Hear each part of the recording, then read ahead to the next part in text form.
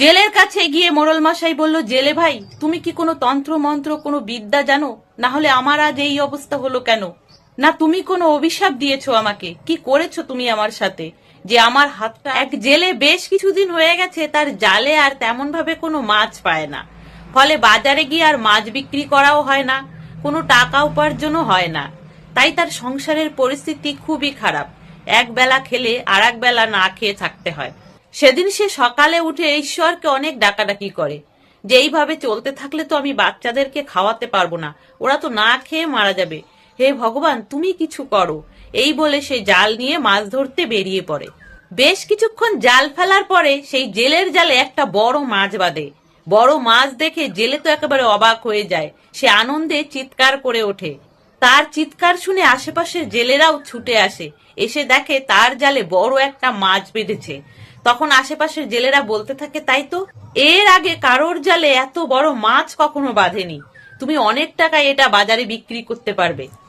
ঠিক ওই সময় তাদের পাশ থেকে হেঁটে যাচ্ছিলেন গ্রামের এক ক্ষমতাধারী মোড়ল।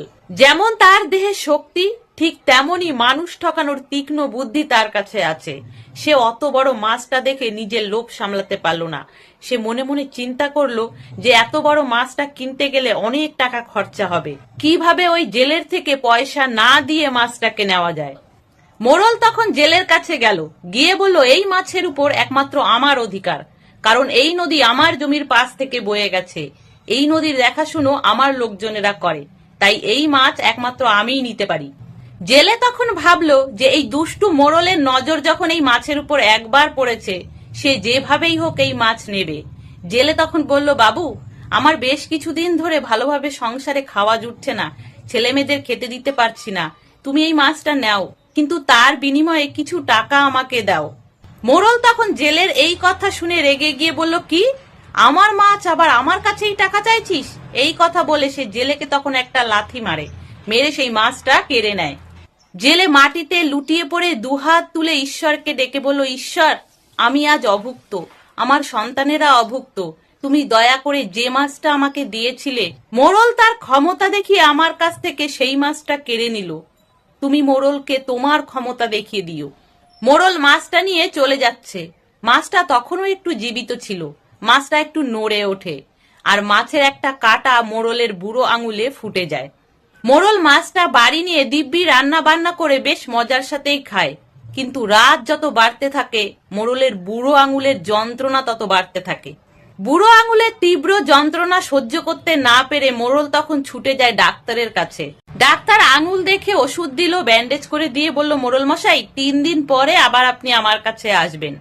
মোড়ল 3 দিন পরে আবার ডাক্তারের কাছে গেল। ব্যান্ডেজ খুলে দেখলো ঘা আরো বেড়ে গেছে। ডাক্তার তখন বলল, তোমার হাতের এই বুড়ো আঙুলটা কাটতে হবে, না হলে এই ঘায়ের পচন হয়তো তোমার পুরো হাতে ছড়িয়ে পড়বে। কি আর করা যাবে, মোড়লের তখন সেই বুড়ো আঙুলটা কাটা পড়লো। ডাক্তার আবার হাতে ব্যান্ডেজ করে দিয়ে বলল, 3 দিন পরে এসে আমাকে আবার দেখিয়ে যাবে। 3 দিন পরে মোড়ল আবার গেল ডাক্তারের কাছে। ডাক্তার ব্যান্ডেজ খুলে দেখলো ঘা শুকানো তো দূরের কথা, আরো বেড়ে গেছে। ডাক্তার তখন বলল, এই ঘা তো পুরো কবজি পর্যন্ত ছড়িয়ে পড়েছে, তোমার হাতের কবজি পর্যন্ত কাটতে হবে, না হলে পরে হয়তো পুরো হাতই বাদ যাবে। উপায় না দেখে মোড়ল তখন ডাক্তারের কথায় রাজি হলো। ডাক্তার তখন হাতের কবজি পর্যন্ত কেটে আবার ব্যান্ডেজ করে দিল, আর বলল 3 দিন পরে আবার এসে আমাকে দেখিয়ে যাবে। মোড়ল 3 দিন পরে আবার ডাক্তারের কাছে গেল। ডাক্তার ব্যান্ডেজ খুলে দেখে পুরো হাতে তখন পচন ধরে গেছে। ডাক্তার বলল, তোমার পুরো হাতই কাটতে হবে, না হলে এই ঘা তোমার পুরো শরীরে ছড়িয়ে পড়বে। মোড়ল কোনো রাস্তা না পেয়ে তখন সে ডাক্তারের কথায় রাজি হয়ে যায়। তখন তার হাত কাটা পড়ে, আবার ব্যান্ডেজ করে দেয় ডাক্তার, বলে আবার 4 দিন পরে তুমি এসে দেখিয়ে যাবে। মোড়ল বাড়ি ফেরার পথে তাদেরই এক গ্রামের মন্দিরে চিন্তিত মুখে বসে আছেন। মন্দিরের এক পুরোহিত মোড়ল মশাইকে দেখে বললেন, এ কি মোড়ল মশাই, আপনার একটা হাত কোথায়? মোড়ল তখন সমস্ত ঘটনা সেই পুরোহিত মশাইকে খুলে বলেন। সবটা শুনে পুরোহিত মশাই বলেন, মোড়ল মশাই, আপনি ভালো করে ভেবে দেখুন, আপনি কি কোনো অন্যায় কাজ করেছেন? মোড়ল তখন বললেন, পুরোহিত মশাই, ভুল তো আমি করেছি, অন্যায় তো আমি করেছি। এক জেলে অনেক কষ্ট করে মাছ ধরেছিল, তার মাছটা আমি কেড়ে নিয়ে এসে খেয়েছি। কষ্ট সে করেছে আর খেয়েছি আমি, আজ তারই পাপের শাস্তি হয়তো আমি পাচ্ছি। পুরোহিত মশাই তখন মোড়ল মশাইয়ের এই কথা শুনে তখন তিনি বলেন, মোড়ল মশাই, আপনি ওই জেলেকে খুঁজে বার করুন, তার কাছে ক্ষমা চান, তার সোজা গিয়ে আগে পায়ে পড়ুন।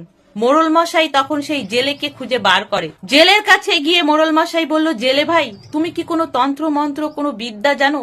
না হলে আমার আজ এই অবস্থা হলো কেন? না তুমি কোনো অভিশাপ দিয়েছো আমাকে? কি করেছো তুমি আমার সাথে যে আমার হাতটা আজকে পুরো বাদ দিতে হলো? জেলে তখন বলল, মোড়ল মশাই, আমি তো কিছু করিনি, আমি শুধু দুহাত তুলে ভগবানকে ডেকে বলেছিলাম, ভগবান, মোড়ল মশাই আজকে আমাকে তার ক্ষমতা দেখিয়ে গেল, তুমি যদি থাকো তাহলে তোমার ক্ষমতা তুমি তাকে দেখিও। এই গল্পের থেকে আমরা এই শিক্ষা পাই যে তুমি যেমন কর্ম করবে তোমাকে তার ফল ঠিকই পেতে হবে। তাহলে বন্ধুরা, এই ছিল আজকের একটা ছোট্ট গল্প। যদি ভালো লাগে প্লিজ লাইক করে দিও, সাথে কমেন্টেও জানিও তোমাদের মতামত। সকলে ভালো থেকো, সুস্থ থেকো।